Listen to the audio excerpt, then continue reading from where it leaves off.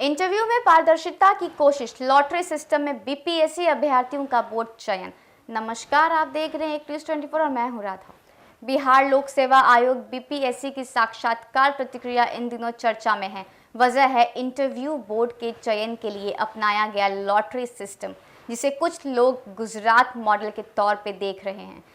इस नए व्यवस्था का मकसद इंटरव्यू प्रक्रिया को ज़्यादा निष्पक्ष, पारदर्शी और भरोसेमंद बताया जा रहा है। दरअसल प्रतियोगी परीक्षाओं में इंटरव्यू चरण को लेकर अक्सर यह सवाल उठाते हैं कि किस अभ्यर्थी का इंटरव्यू किस बोर्ड ने लिया और क्या इनमें किसी तरह का पक्षपात हुआ। इन्हीं आशंकाओं को दूर करने के लिए चयन में लॉटरी प्रणाली लागू की है। इसके तहत अभ्यर्थी खुद यह चुनते हैं कि उनका साक्षात्कार किस बोर्ड के सामने होगा, लेकिन यह चुनाव पूरी तरह किस्मत के आधार पर है, न कि किसी व्यक्ति या अधिकारी की मर्जी से। लॉटरी सिस्टम की प्रक्रिया सरल रखी गई है। इंटरव्यू से पहले सभी उपलब्ध बोर्डों को एक सिस्टम में शामिल किया जाता है। इसके बाद अभ्यर्थी के नाम के साथ कंप्यूटर या निर्धारित प्रक्रिया के जरिए लॉटरी निकाली जाती है, जिससे यह तय होता है कि वह किस बोर्ड के सामने साक्षात्कार देंगे। इस पूरी प्रक्रिया में माननीय हस्तक्षेप न के बराबर होता है, जिससे किसी भी तरह की सिफारिश या दबाव की मंजूरी कम होती है। इस व्यवस्था की तुलना गुजरात मॉडल से इसलिए की जा रही है क्योंकि वहां पहले से ही कुछ परीक्षाओं और चयन प्रक्रियाओं में इस तरह के रैंडम सिस्टम का प्रयोग किया जाता है।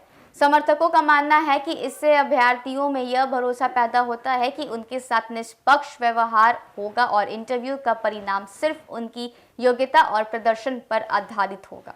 हालांकि इस नई प्रणाली को लेकर कुछ सवाल भी उठ रहे हैं। कुछ अभ्यर्थियों का कहना है कि इंटरव्यू बोर्ड की गुणवत्ता और सवाल पूछने के तरीके में अंतर हो सकता है, जिससे चयन पर असर पड़ने की आशंका रहती है। वहीं आयोग से जुड़े लोग मानते हैं कि सभी बोर्ड सामने दिशा निर्देशों और मानकों पर कम करते हैं, इसलिए किसी एक बोर्ड से सख्त या नरम होने का सवाल नहीं उठता।